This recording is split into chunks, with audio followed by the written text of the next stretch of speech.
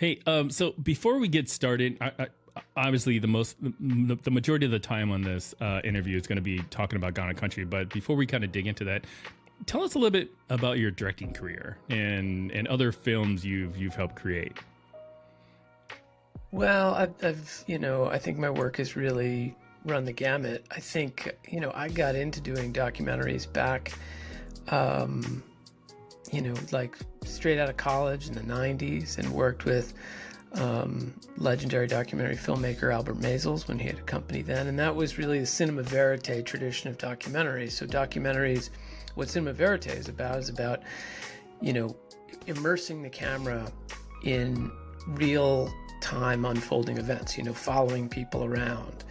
And, I very much believed in that kind of filmmaking. I still do, an observational cinema that is very inherently humanizing. Go in with people and see what their real lives are like. And that's really what brought me into it. And I really thought that a film like this, like God and Country, was kind of the furthest thing from what I was interested in doing, because it seemed like it was, this is a archival documentary driven by clips and by interviews.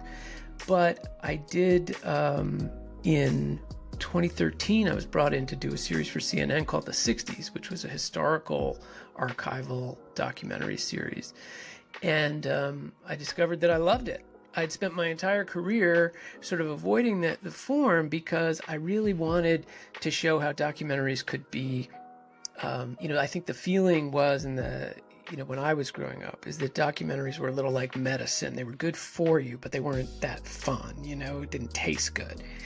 And so I just really believed in it and wanted to make documentaries that people would actually go to and watch with their precious, spare time, entertainment.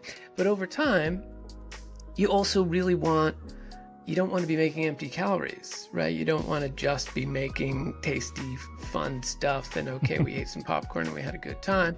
You like them to, in some way, be enriching the audience. I mean, I think all filmmakers are doing that, in narrative storytelling. You want the audience to walk away with some new insights about people or situations that maybe are valuable to them, have a vicarious experience that applies to them.